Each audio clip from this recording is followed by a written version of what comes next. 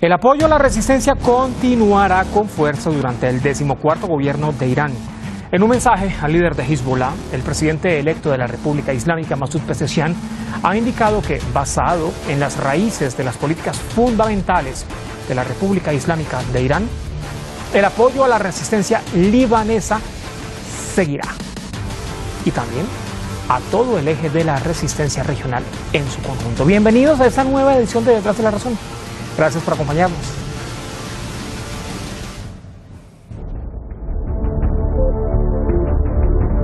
Irán no escatima en brindar su apoyo a los movimientos de resistencia en la región. El presidente electo de la República Islámica, Masoud Pezeshkian, ha reiterado el soporte de su futuro gobierno con fuerza, insiste, a Hezbollah de Líbano.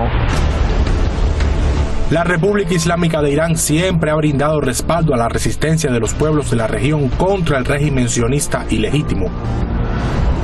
El apoyo a la resistencia tiene sus raíces en las políticas fundamentales de la República Islámica de Irán, los ideales del difunto Imam Jomeini, que descanse en paz, y las directrices del líder de la Revolución Islámica de Irán, el ayatolá Seyed Ali Jamenei, y continuará con fuerza. Ha sido el primer mensaje de Pezeshkian al secretario general de Hezbollah, Seyed Hassan Nasrallah, tras confirmarse su triunfo en la segunda vuelta de las presidenciales del anterior viernes. En la misiva, el mandatario electo además ha cargado contra el sionismo por el genocidio que comete en la Franja de Gaza y todos los territorios palestinos, con mayor anuencia desde el 7 de octubre anterior. Confío en que los movimientos de resistencia en la región no permitirán que este régimen continúe con sus políticas belicistas y criminales contra el pueblo oprimido de Palestina y otras naciones de la zona. Mientras tanto, desde la administración interina de Irán han advertido sobre un posible ataque del régimen de Israel contra el movimiento de resistencia islámica del Líbano, Hezbollah. Las acciones aventureras del régimen sionista usurpador en la región pueden afectar la seguridad y la estabilidad en toda la región y en el mundo. Creemos que el mundo tiene la responsabilidad de actuar con decisión y seriedad contra las acciones aventureras del régimen sionista. Por supuesto, la experiencia ha demostrado que el pueblo, el gobierno y el ejército del Líbano son poderosos para apoyar la seguridad nacional del país y de la nación. Y la resistencia en el Líbano es ahora más poderosa que nunca, lista para defender a los ciudadanos del Líbano y la seguridad del país. Frente a estas amenazas, Irán ha reiterado que considera la defensa de la seguridad del Líbano como un principio y no dudará en apoyar a Beirut en el momento indicado. Desde el inicio del genocidio de Tel Aviv contra la Franja de Gaza, Hezbollah ha lanzado ataques contra objetivos sionistas en el norte de los territorios ocupados en apoyo a la población del sitiado enclave palestino. En 9 meses, el movimiento de resistencia ha ejecutado cerca de 2.300 ataques contra blancos israelíes. En las últimas semanas, diversas voces dentro de la cúpula sionista han advertido sobre los riesgos que supone para Israel una confrontación a gran escala contra Hezbollah, a raíz del aumento de las tensiones en la frontera del sur del Líbano con los territorios ocupados, acompañada de una acentuada retórica belicista.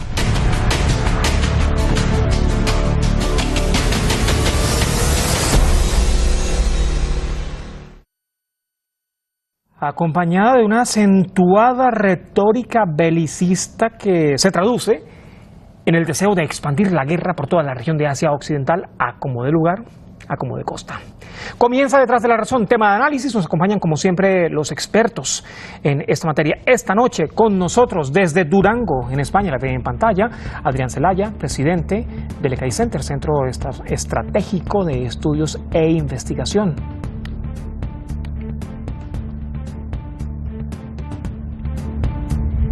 También a lo largo de esta jornada nos acompaña Luis José Fernández, al igual que Adrián Zelaya, es analista político, analista internacional, investigador, articulista y colaborador de diferentes medios internacionales. Está en Madrid, también en España.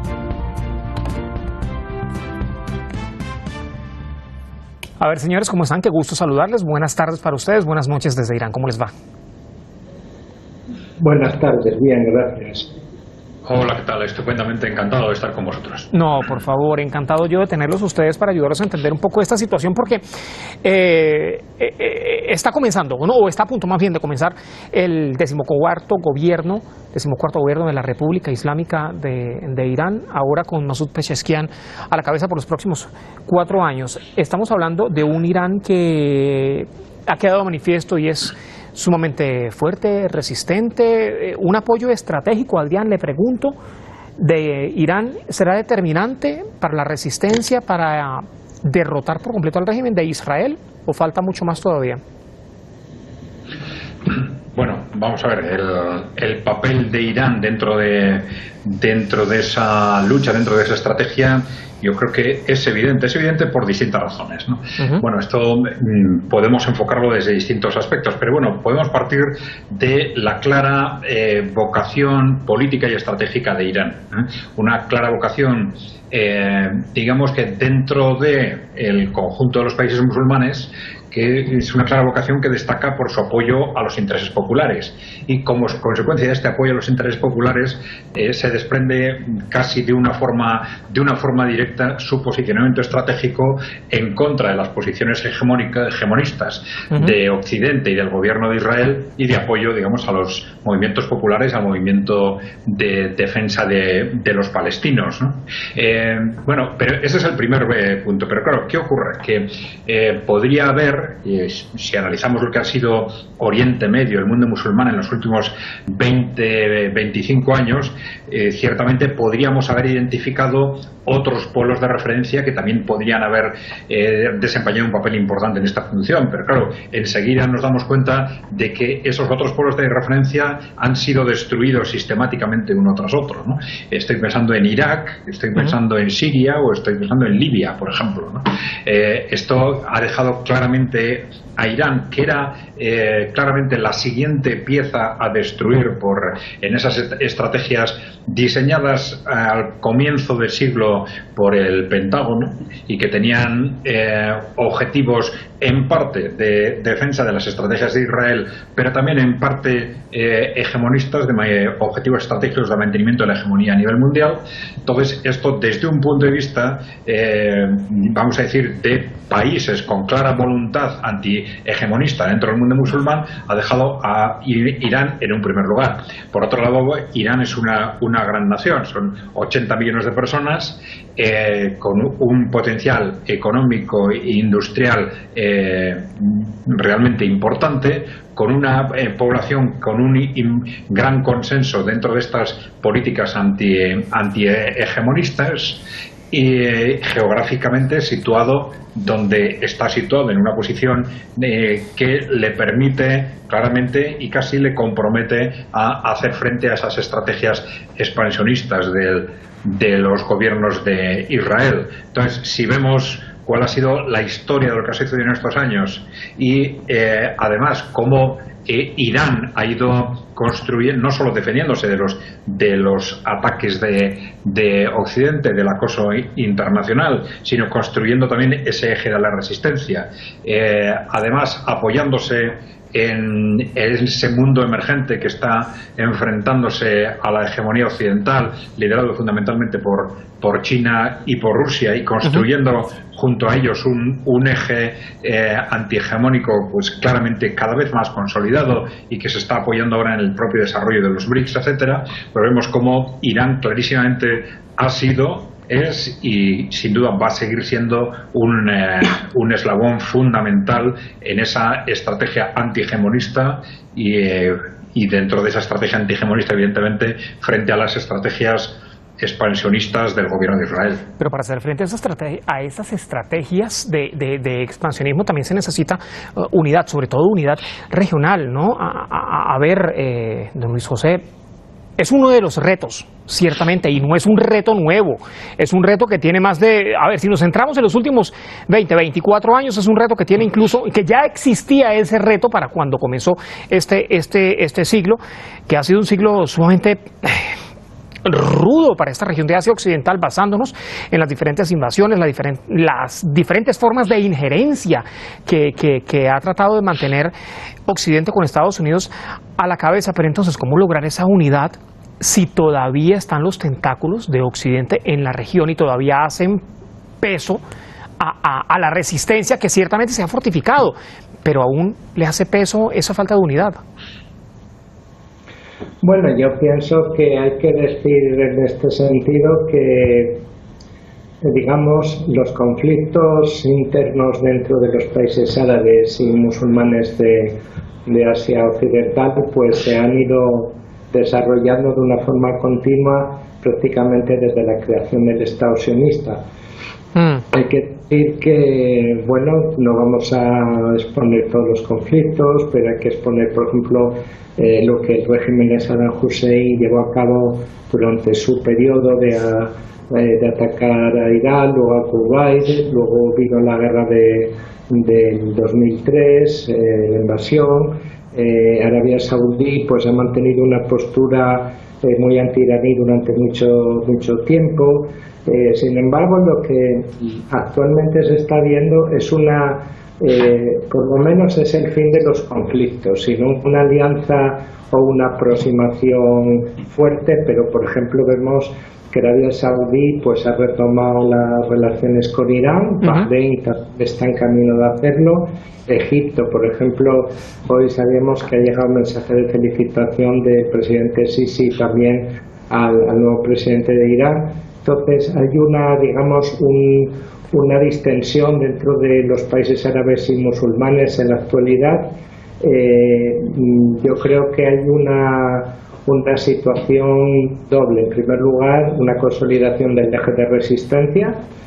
Sobre todo hay que tener en cuenta que Yemen se ha unido ya hace unos años a este eje, Irak también, ha tenido una serie de conflictos, ¿no? Primero, bueno, pues últimamente la invasión de Estados Unidos y luego la invasión del grupo terrorista Daesh, y a partir del 2018 pues la situación ya empezó a normalizarse. Y hoy Irak pues tiene una buena una alianza estrecha con Irán en muchos campos, y sobre todo también tiene una milicia, los Hashid al-Shaabi, ¿no?, las fuerzas de movilización popular, que están muy integradas, identificadas con el eje de resistencia y con Irán, y algunas de estas facciones están participando en los ataques a objetivos sionistas. Por tanto, digamos, hay un fortalecimiento del eje de resistencia. También hoy Hezbollah es mucho más poderosa a nivel militar que lo era, por ejemplo, hace unos años. En el 2006, por ejemplo, la última guerra con el Líbano. Exacto, y paralelamente pues hay una situación de normalización. Por ejemplo, el número 2 de la Liga Árabe pues estuvo recientemente en el Líbano y habló positivamente de Hezbollah y de su papel, etcétera, y yo creo que todo esto pues indica que hay una serie de elementos que convergen. ¿Y cuál es la razón? Pues la razón yo creo que es que hay dos razones. En primer lugar, el debilitamiento de Estados Unidos. Estados Unidos es hoy mucho más débil en Asia Occidental. De hecho, sus bases han sido atacadas en Siria, que donde están de forma ilegal establecidas, y han sido atacadas en Irak, y sobre todo pues el pueblo iraquí quiere que se marchen esos 2.500 militares estadounidenses que todavía están allí. En Yemen hemos visto un fracaso naval. Estados Unidos, que han intentado detener los ataques de solidaridad con Gaza llevados a cabo por las Fuerzas Armadas de Yemen, y han fracasado también. Entonces, hay que ver también el acuerdo con Arabia Saudí, que expiró hace unas semanas. Hace un mes prácticamente. Sí, que era pues para Arabia Saudí solo podía comerciar en dólares con su petróleo. Ese acuerdo terminó y Arabia Saudí no ha querido renovarlo. Por tanto, yo creo que hay en todo el mundo, no solo en Asia Occidental, hay un debilitamiento de Estados Unidos que va unido al aumento al fortalecimiento de bloques como el BRICS o la Organización de Shanghái, donde Irán ahora está presente, y también pues el segundo factor que digamos pues que ha unido a estos países es que el régimen israelí pues está llevando a cabo un genocidio en Gaza, pero sobre todo ha ido derivando hacia un extremismo cada vez más fuerte, ¿no? O sea, ahora mismo están gobernando criminales como el Smotrich o Ben Gvir en Israel, que son grupos de extrema derecha que abogan prácticamente por el genocidio de los palestinos. Y que ha quedado de manifiesto justamente en esos ataques indiscriminados que se han realizado contra la Franja de Gaza desde el anterior 7 de octubre. A ver, Adrián, ¿pudiésemos decir ya que esto se trata prácticamente de un conflicto de potencias Oriente-Occidente? Porque, a ver, y esto lo pregunto porque, venga, para hablar bélicamente, ¿no? Porque si nos vamos a los términos políticos y económicos, sí, ciertamente existe un conflicto Oriente-Occidente, en términos políticos y económicos, ¿no? Pero entonces, hablando en términos bélicos, hemos visto que es un Irán sumamente cerca a Rusia, a China, por ejemplo. Están los países del eje de la resistencia que en su conjunto, además con Rusia, con China, con la República Islámica de Irán y otros países de la región con los que se han ido acercando en los últimos años, bueno, Pakistán, Arabia Saudí, por ejemplo, están haciendo frente a ese orden mundial unilateral del que Luis José, por ejemplo, decía, bueno, va en detrimento con Estados Unidos a la cabeza, ¿no? Pero entonces ya se puede hablar prácticamente de este término bélicamente, mencionándolo así, conflicto Oriente-Occidente. Bueno, es una forma descriptiva de llamarlo, aunque en realidad yo creo que al analizar la geopolítica exclusivamente en base a la lucha entre países no es correcto, porque lamentablemente muchos gobiernos dentro de esas pugnas geopolíticas no actúan en absoluto en interés de los ciudadanos de sus países, sino en interés de las élites que los controlan, las élites fundamentalmente corporativas, ¿no? Con lo cual, en realidad, si contemplamos lo que ha sucedido o lo que está sucediendo desde ese bloque emergente, más bien podríamos hablar de una estrategia anticorporativa más que antioccidental, en el sentido de que son élites corporativas concretas las que controlan Occidente y que no solo han hecho de forma continua un daño tremendo a los países del este y del sur del mundo, sino que, y sobre esto es muy evidente en las últimas décadas, han hecho también un daño tremendo a sus propios países, porque de hecho las decisiones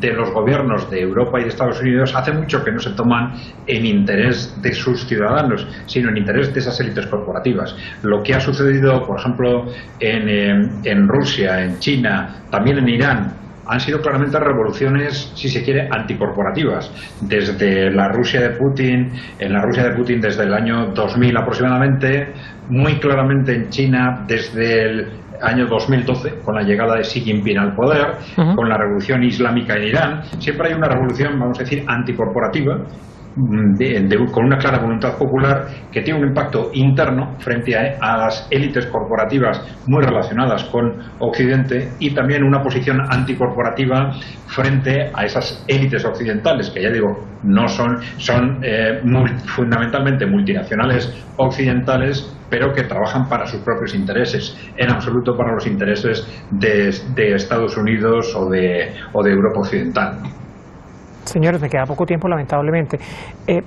Luis José, el arrastre a una posible guerra regional, ¿qué consecuencias pudiese traer, sobre todo para Israel, ¿no? Y por supuesto para Occidente o los aliados occidentales, cuando estamos viendo unos integrantes del eje de la resistencia que son mucho más, o están más bien mucho más fortalecidos ahorita? Colocábamos el ejemplo de un Hezbollah que no es el mismo de 2006 a un Hezbollah de ahorita, y también incluso lo que ha venido ocurriendo, ¿no?, en los últimos 7 meses, cuando Israel se planteaba al inicio del genocidio eliminar por completo a la resistencia palestina, pero estamos viendo cómo la resistencia palestina se ha fortalecido más bien. Bueno, hay que decir aquí que todo lo que se está hablando de una guerra regional a gran escala de Israel contra Líbano, pues digamos hasta ahora funciona más como guerra psicológica que como una posibilidad real. ¿Por qué? Porque yo creo que en el caso de haber podido hacerlo ya lo hubieran hecho. O sea, yo creo que hubieran empezado hace muchos meses esta guerra. ¿Cuál es el problema?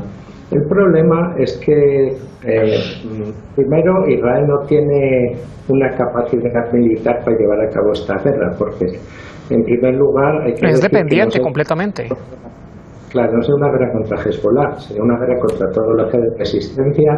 Hay que decir que la resistencia de Irak ya ha dicho que va a enviar a miles de combatientes, que además se están entrenando públicamente, ¿no?